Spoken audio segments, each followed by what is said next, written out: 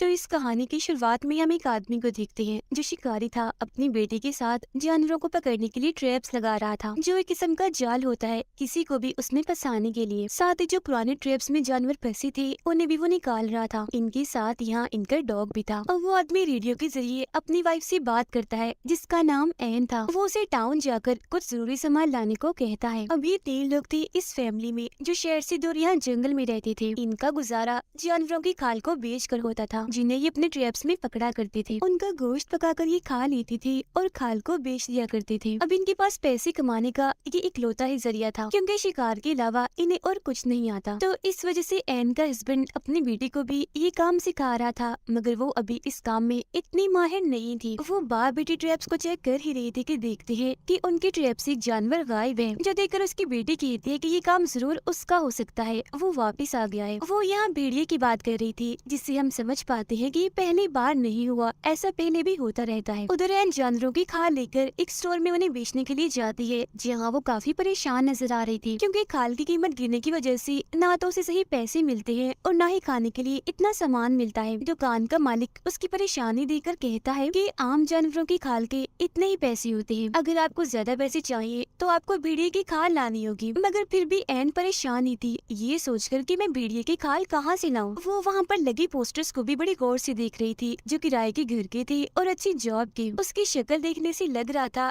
कि वो घर भी लेना चाहती है और अच्छी जॉब भी करना चाहती है, मगर किसी वजह से नहीं कर सकती। उसे शिकार करना भी नहीं पसंद। वो भी यही चाहती है कि हम जंगल की बजाय टाउन में रहे और मैं अपनी बेटी को अच्छे स्कूल में भेज सकूं। मगर क्योंकि उनके पास इतने पैसे नहीं थे इसीलिए वो घर वापिस आ जाती है। घर पर एन का हस्बैंड अपनी बेटी को खाल निकालना सिखा रहा था जबकि एन सबके लिए खाना बना रही थी। रात को खाने के वक्त भी सबका ही मूड खराब था क्योंकि पैसे ना होने की वजह से खाने को ठीक से कुछ था ही नहीं। और जब एन की बेटी ये बताती है कि हमारा शिकार किया जानवर भेड़िया ले गया तो ये सुनकर एन को अपने हस्बैंड पर काफी गुस्सा आने लगता है क्योंकि उसने एन को ये बात नहीं बताई थी। वो अपने हस्बैंड को कहती है कि इस भेड़िए का कुछ करे वरना हम भूखे मर जाएंगे। फिर अपनी बेटी को अंदर भेजकर एन दोबारा से अपने हस्बैंड से बहस करने लगती है। उसका हस्बैंड कहता है कि भेड़िए लड़कियों को शौक से खाना पसंद करते हैं, तो जरूर वो तो या किसी लड़की को देखकर या फिर किसी जानवर को देखकर आया होगा। मगर एन कहती है कि मेरे हिसाब से वो हम लोगों हमारी फैमिली की वजह से यहाँ आया है। उसे पता है यहाँ फंसा फसाया शिकार मिल जाएगा और मेहनत भी नहीं करनी पड़ेगी। आगे वो कहती है कि मैं पुलिस स्टेशन जाकर उसकी रिपोर्ट करना चाहती हूँ, मगर उसका हस्बैंड मना कर देता है ये कहती हुए कि नहीं तुम फिक्र मत करो, कल सुबह मैं खुद ही उसे पकड़ लूंगा। मगर ये सिर्फ इकलौती टेंशन नहीं थी। एन उसे वही एड का पोस्टर दिखाते हुए कहती है कि ऐसे कब तक गुजारा चलेगा। मैं ऐसा करती हूँ किसी अच्छी सी जगह पर जॉब करके पैसे कमा लेती हूँ, फिर हमारा अच्छा गुजारा हो जाएगा। मगर उसका हस्बैंड मना कर देता है ये कहते हुए कि शिकार के अलावा हम कुछ नहीं कर सकते और हमें आता भी कुछ नहीं है। इसके बाद ये दोनों बाहर आ जाते हैं जहाँ भी एन अपने हस्बैंड को समझाने लगती है कि देखो आप अपनी बेटी के लिए कुछ नहीं सोच रहे, ये जिंदगी आपने चुनी है, आपकी वजह से मैंने चुनी है, मगर हमारी बेटी को कोई चॉइस नहीं मिली जिसे वो चुनती। वो जो करना चाहती है उसे करने दीजिए। उसे इस वक्त पढ़ाई की टेंशन होनी चाहिए न कि जानवरों की भेड़िए की। और यहाँ जंगल में कौन इंसान रहते हैं, ये कोई समझदारी तो नहीं। मगर नाक समझाने के बाद भी उसके हस्बैंड को समझ नहीं आती। वो कहता है कि हम रहते हैं ना इधर, ऐसे ही हमारी आगे आने वाली नस्ल भी रहेगी, मतलब कुछ भी हो जाए उनका ये जंगल नहीं छूटेगा। फिर अगली सुबह जब वो भेड़िए के शिकार पर जा रहा था तो अपनी बेटी की जिद करने पर वो उसे भी साथ ले जाता है, जो बात एन को जरा भी पसंद नहीं आती, जिस वजह से वो अपने हस्बैंड से रेडियो के जरिए बात करती है। वो कहता है कि जैसे मुझे भेड़िए की होने का एहसास हुआ, शिकार की नौबत आई तो मैं इसे वापस भेज दूंगा। जो बहुत जल्द आ भी जाती है क्योंकि उसे भेड़िए के पैरों के निशान दिख गए थे। वो समझ गया था कि जरूर वो आस पास ही है, इसलिए सारी बात समझाकर वो अपनी बेटी को वापस भेज देता है। साथ ही ये भी कहता है कि खुद मैं रात तक आऊंगा, जिसके बाद उसकी बेटी वापस आने लगती है। हालांकि उसके डैड ने कहा था कि डरना नहीं, घबराना नहीं, मगर जंगल से इतनी खतरनाक आवाजें आ रही थी कि उसकी हालत खराब हो जाती है। उधर एन का भी यही हाल था। नदी से पानी लाते हुए जब वो वापस आ रही थी तो उसे ऐसा लग रहा था जैसे कोई मेरा पीछा कर रहा है, इसलिए वो भी घबराई हुई थी। और बिल्कुल ऐसा ही उसकी बेटी के साथ भी हो रहा था। जिसके बाद एन तो जैसे तैसे घर आ जाती है, मगर उसकी बेटी नहीं आ पाती। वो वहीं पर डर कर बैठ जाती है। एन के हस्बैंड को भी भेड़िया दिख जाता है, इसीलिए वो फौरन उस पर गोली चला देता है, मगर देखने से लग नहीं रहा था कि वो मर गया होगा। गोली की आवाज उसकी बेटी ने भी सुन ली थी, इसीलिए वो हिम्मत करके आगे बढ़ जाती है। गोली मारने के बाद जब एन का हस्बैंड वहाँ चेक करने आता है तो देखता है कि भेड़िया यहाँ नहीं है, जिसका मतलब था कि वो यहाँ से भाग गया। पर वहाँ एक चीज चीज देखकर उसकी हालत खराब हो जाती है और वो चीज थी एक लड़की का कटा हुआ हाथ जिसे वो भेड़िया खा रहा था। अब सड़क पार करके जंगल की दूसरी तरफ आकर वो आगे बढ़ने लगता है, जहाँ का नजारा देखकर तो एकदम वो दंग रह जाता है। काफी घबरा गया था क्योंकि वहाँ लड़कियों की कटी हुई लाशें थी जिन्हें बड़ी बेरहमी से काट कर एक गोल दायरे की तरह रखा गया था, जो जाहिर है भेड़िए का काम तो नहीं हो सकता। जिससे वो समझ जाता है कि जंगल में भेड़िए के अलावा एक कातिल भी घूम रहा है जो ये सब कर रहा है, यानी लड़कियों को ऐसे बेरहमी से मार रहा है। जो देखकर वो एकदम घबरा गया था कि अब मेरी फैमिली को भी खतरा है, क्योंकि दो औरतें तो उसके घर में भी मौजूद थी। भेड़िए को तो वो संभाल लेगा, मगर इस खतरनाक कातिल से निपटना आसान नहीं होगा। घर आकर वो चुपचाप बैठा इसी बारे में ही सोच रहा था। उसकी नींद और भूख तो जैसी उड़ चुकी थी। घर पर उसने कुछ भी नहीं बताया ताकि उसकी फैमिली डर न जाए, और अब वो खुद ही कुछ करेगा अपनी फैमिली की हिफाजत करने के लिए। अगले दिन जब इनकी आँख खुलती है तो उसका हस्बैंड गायब था, क्योंकि वो दोबारा उसी जगह पर पहुंच गया था जहां उसने लड़कियों की लाशें देखी थी। उसने दरअसल एन को बता दिया होता है कि भेड़िए को ढूंढने के लिए अगर मुझे पूरी रात भी रुकना पड़े तो मैं रुकूंगा, तो मेरी फिक्र मत करना। पर असल में ये भेड़िए को नहीं बल्कि ढूंढ रहा था कातिल को। एन और उसकी बेटी जब नदी किनारे थी तो उसकी बेटी देखती है कि यहाँ मेरा डॉग नहीं है, इसीलिए उसे ढूंढने चली जाती है।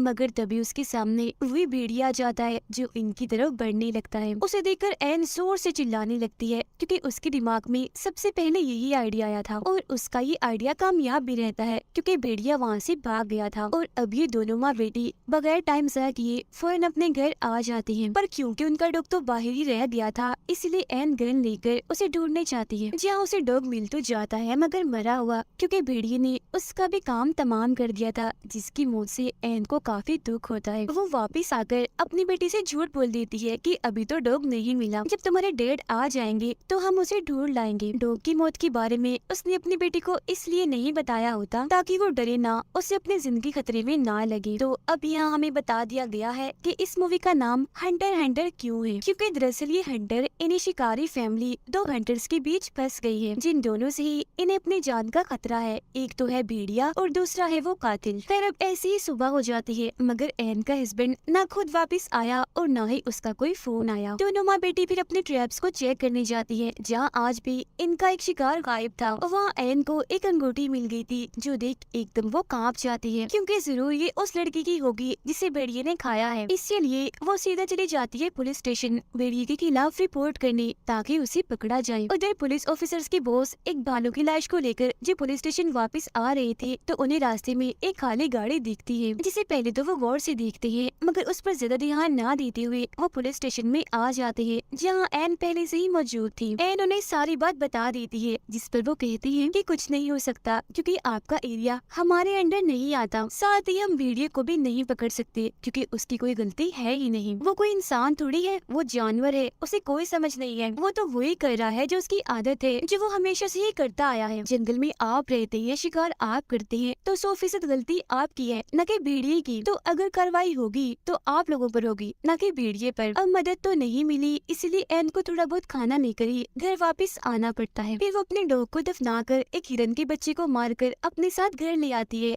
अभी था तो गलत ही, मगर खाने के लिए इन्हें कुछ तो करना ही था। उसके हस्बैंड का कुछ अता पता नहीं था। भेड़िया सिर पर सवार है, खाना खत्म हो रहा है, इसलिए अब जो भी करना था एन को करना था। एन फिर अपनी बेटी के साथ मिलकर हिरन की खाल को उतारती है, जिसके बाद ये दोनों उसे पकाकर खाने लगती हैं। जहाँ तभी अचानक रेडियो पर कुछ हलचल महसूस होती है। एन बोलती तो है, मगर आगे से साफ आवाज नहीं आती। फिर रात को जब ये दोनों माँ बेटी सो रही थी तो अचानक इनकी आँख खुल जाती है, क्योंकि जंगल से किसी के चिल्लाने की आवाज आ रही थी। जब ये चेक करने जाती है तो हम देखते हैं कि एन का हस्बैंड नहीं है, बल्कि ये कोई अनजान आदमी है जो काफी जख्मी था और मदद मांग रहा था। तब एन अपनी बेटी को वापस घर छोड़कर एक चीज पर उस आदमी को लिटाकर अपने घर ले आती है, क्योंकि भेड़िया उनके आसपास भी हो सकता है। चेक करने पर उस आदमी के पास एक रेडियो निकलता है, साथ ही उसकी टांग की हालत भी काफी खराब थी। अब ये रात भी ऐसी ही गुजर जाती है। अगली सुबह जब एन की बेटी उसके पास आती है तो अचानक उसकी आंख खुल जाने की वजह से वो काफी घबरा गई थी। फौरन अपनी मोम को बुला लेती है। उसकी मांगने पर एन उसे पानी पिलाती है और टांग के जख्म पर टांके भी लगा देती है। उसे देख एन की बेटी को अजीब अजीब लग रहा था, इसीलिए वो अपनी मॉम से कहती है कि डैड ने कहा था कि कभी भी किसी अनजान आदमी पर भरोसा मत करना। जो सुन एन कहती है, देखो उसकी हालत, वो कितना जख्मी है और अगर तुम्हारे डैड इधर होते तो वो भी इसकी मदद जरूर करते। उधर बोस दोबारा से जब पुलिस स्टेशन आ रहा था तो उसे वो गाड़ी फिर से वहीं खड़ी हुई दिखती है, जिससे वो समझ गया था कि पिछले 2 दिन से ये गाड़ी इधर ही खड़ी है। वो अपनी गाड़ी से उतरकर आसपास देखने लगता है, पर जब उसे कोई भी दिखाई नहीं देता तो उस गाड़ी का नंबर ही नोट कर लेता है। वो अनजान आदमी जागता है तो अपना नाम बताता है कि मेरा नाम लू है। एन उससे पूछती है कि इस जंगल में ज्यादा लोग नहीं आते तो तुम इधर क्या कर रहे थे, जिस पर लू बताता है कि ये तो मेरी खासियत है, असल में मैं इस जंगल की तस्वीरें लेने आया था, मगर रास्ते में ही मेरी गाड़ी खराब हो गई तो मैं पैदल ही जंगल में आगे बढ़ गया, जहाँ अचानक मुझ पर किसी ने हमला कर दिया, जो शायद भेड़िया हो सकता है क्योंकि मैंने उसे देखा नहीं, और वो गाड़ी जो इतने दिनों से खड़ी है वो मेरी ही है। अब उसकी हालत इतनी खराब थी कि उसे हॉस्पिटल ले जाने की जरूरत थी, मगर भेड़िए की होते ये नहीं जा सकती क्योंकि अगर भेड़िया वहाँ हुआ तो ये भाग नहीं पाएंगे। खैर फिर भी एन अपनी बेटी की मदद से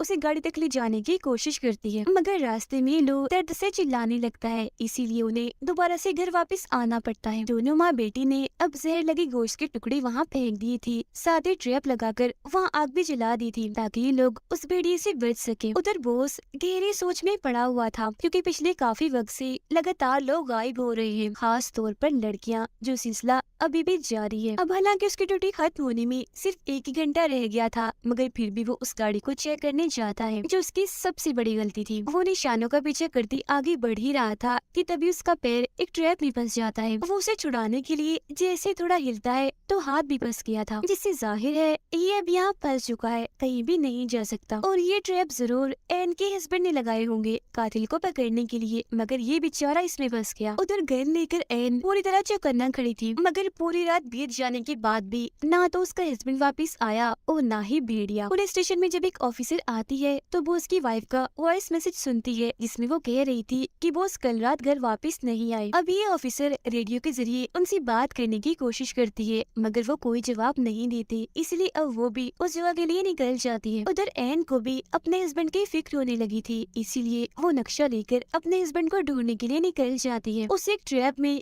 खरगोश फंसा मिलता है, जिसे ना चाहते हुए भी इसे मारना ही पड़ता है। ऐसा करके वो काफी दुखी हो गई थी क्योंकि ये इसका काम नहीं था। अब तभी रेडियो में हलचल होने लगती है, इसीलिए वो दोबारा से आगे बढ़ने लगती है, जहाँ जाकर तो उसके होश ही उड़ जाते हैं क्योंकि वहाँ पड़ी थी उसके हस्बैंड की लाश। उसे ऐसी मरा हुआ देखकर वो काफी टूट जाती है और फूट फूट कर रोने लगती है, और अब जाकर उसे सारी बात समझ आती है। उसके हस्बैंड को भेड़िए ने नहीं बल्कि मारा है लू ने, क्योंकि वही वो कातिल है जिसने बाकी लड़कियों को भी मारा था। एन के हस्बैंड ने उसे पकड़ लिया था, मगर लू उसे मारकर भाग गया, पर फिर भी उसके हस्बैंड ने लू को काफी जख्मी कर दिया था, मगर एन ने दोबारा उसे अपने घर में लाकर उसकी जान बचा ली। अब ये चीज एन के लिए किसी सदमे से कम नहीं थी, क्योंकि वो उस आदमी की सेवा कर रही थी जो उसके हस्बैंड का कातिल है, जिस बात से अब तक वो अनजान थी। अब ये एहसास होते ही वो गन लेकर जल्दी से घर की तरफ निकल पड़ती है, क्योंकि इसने एक और गलती कर दी थी, ये अपनी बेटी को लू के साथ अकेली छोड़ आई। उधर ऑफिसर भी उस जगह आकर वो उसको ढूंढने लगती है। वो उसको जब ऐसा महसूस होता है कि कोई यहाँ पर है तो वो अपने गन से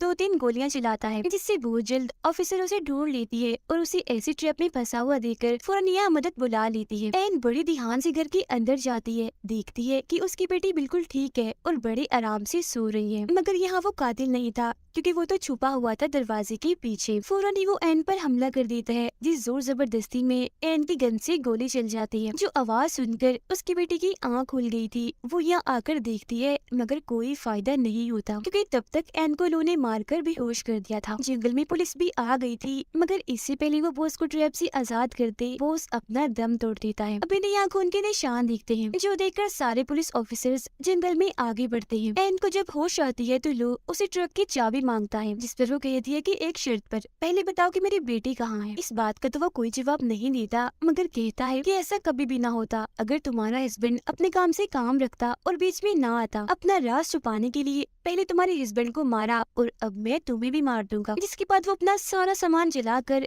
एन के पास आकर उससे बदतमीजी करने लगता है, मगर एन मौका देकर एक ट्रैप में उसका मुंह फंसा देती है और बाद में खुद को आजाद करके एक चीज से उस पर हमला करके उसे बेहोश कर देती है। अब अगले कमरे में जाकर एन वहाँ देखकर फूट फूट कर रोने लगती है, क्योंकि वहाँ उसकी बेटी की लाश पड़ी थी जो हमें दिखाई नहीं जाती, जिसका मतलब था कि उस पागल कातिल ने जो इंसान के रूप में जानवर बना हुआ था, उसने उसकी बेटी को भी नहीं छोड़ा। इसीलिए इसीलिए वो ठान लेती है कि मैं भी उसे नहीं छोड़ूंगी, अपने हस्बैंड और बेटी का बदला उससे लेकर रहूंगी। वो फिर लो को रस्सी से लटका कर उसके हेडफोन लगा कर गाने सुनने लगती है, जो करने के बाद वो लो की भी खाल उतारने लगती है, बिल्कुल किसी जानवर की तरह, क्योंकि वो भी तो किसी जानवर से कम नहीं था। कुछ ही देर में वो उसके पूरे ही जिस्म की खाल उतार देती है और आखिर में चेहरे की भी, जिससे उसका बहुत सारा खून बहने लगता है। साथ ही वो काफी भयानक भी दिख रहा था। इतने ही देर में पुलिस भी बाहर आ चुकी थी, मगर तब तक एन ने अपना काम कर दिया था। वो उसके चेहरे की जिल्द को अपने साथ बाहर ले आती है, जो देख पुलिस वाले काफी हैरान थे। वो उसके चेहरे की जिल्द को पुलिस वालों के पास फेंक देती है, जो देख उनके होश उड़ जाते हैं। पुलिस अंदर जाकर चेक करती है, जहाँ लो अभी भी जिंदा था, मगर उसकी हालत बहुत ही खराब थी, इसीलिए कुछ देर ही वो बस जिंदा रहने वाला था। उसे देखने से किसी का भी दिल हिल जाता, इतना भयानक बदसूरत दिख रहा था वो। गाने सुनते सुनते एक जगह पर एन बैठ जाती है और अपनी फैमिली को याद करते ही गाने बंद कर देती है, और इसी के साथ ये फिल्म इधर ही खत्म हो जाती है।